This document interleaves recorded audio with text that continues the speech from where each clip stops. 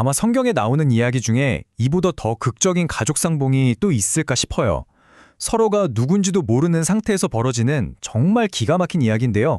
창세기 속으로 지금 바로 들어가 보시죠. 자, 한번 상상해 보세요. 정말 끔찍한 굶주림 때문에 마지막 희망을 붙잡고 어딘가를 찾아갔는데 거기서 갑자기 도둑으로 몰리는 거예요? 기분이 어떨까요?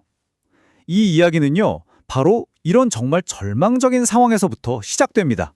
그런데 말이죠, 이 모든 혼란과 절망이 실은 아주 거대한 구원 계획의 한 부분이었다면 어떨 것 같으세요? 이 이야기는 우리에게 바로 그 정말 놀라운 관점을 보여줍니다.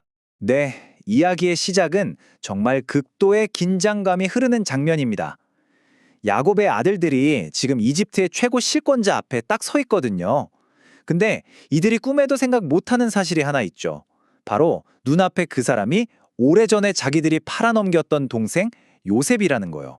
그러니까 요셉은 지금 형들에게 그냥 복수하려는 게 아니에요. 이 사람들이 과연 변했을까? 진심을 알고 싶었던 거죠. 그래서 정말 아무도 예상하지 못했던 마지막 테스트를 하나 준비합니다. 자, 바로 이 지점이 이 이야기의 분수령입니다. 기억하시죠? 몇 년 전에 이 형제들은 자기들이 살겠다고 동생 하나를 노예로 팔아 넘겼잖아요. 과연 똑같은 상황에서 이번엔 어떤 선택을 할까요? 이제 이 이야기 전체의 판도를 뒤집어 놓는 결정적인 순간으로 넘어가 보겠습니다.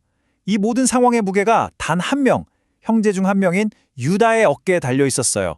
이 표를 좀 보세요. 정말 극명한 대조가 보이지 않나요? 과거의 유다는 자기 이익을 위해서 동생을 팔아넘기자고 했던 사람이에요. 그런데 지금의 유다는 어때요? 동생을 살리려고 자기가 대신 노예가 되겠다고 하잖아요.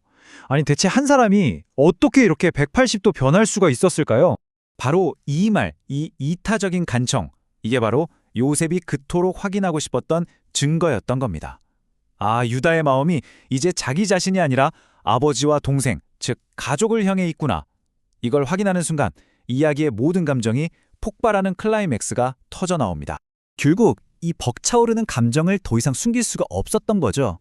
요셉이 마침내 자신의 정체를 밝힙니다.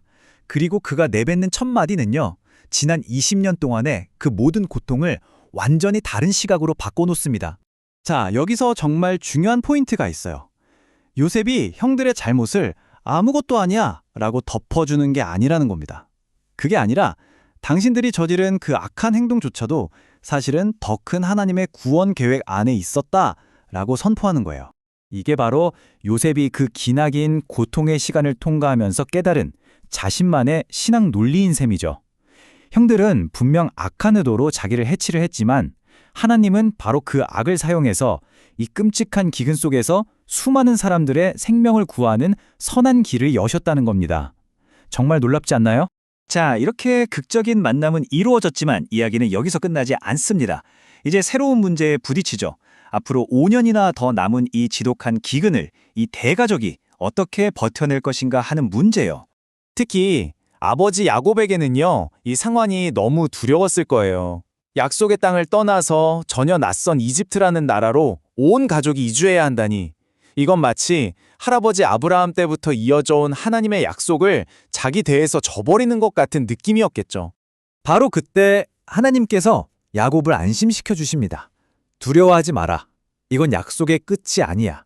오히려 너의 가족이 위대한 민족으로 성장하기 위해 잠시 머무는 인큐베이터 같은 곳이란다.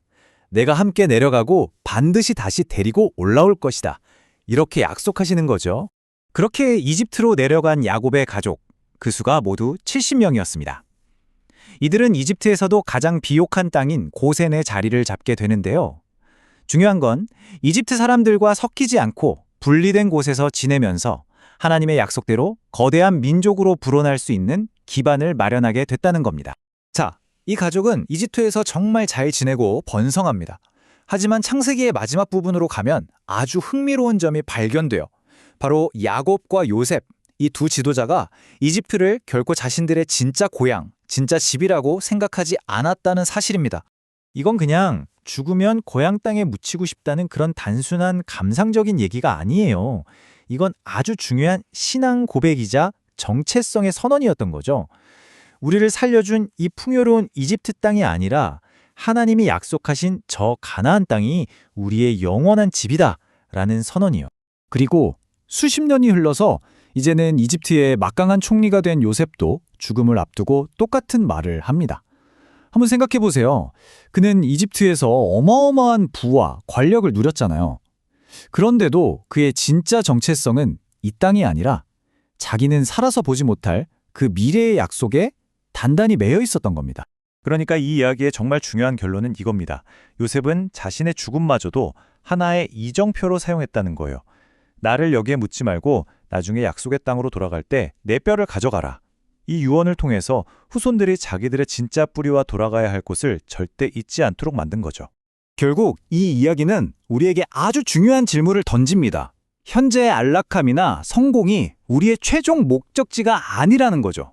그건 약속된 미래로 가는 길 위의 정거장일 뿐이라는 겁니다. 그렇다면 여러분의 삶을 이끌고 있는 그 약속은 무엇인가요? 지금 우리는 그 약속을 향해 제대로 걸어가고 있는 걸까요?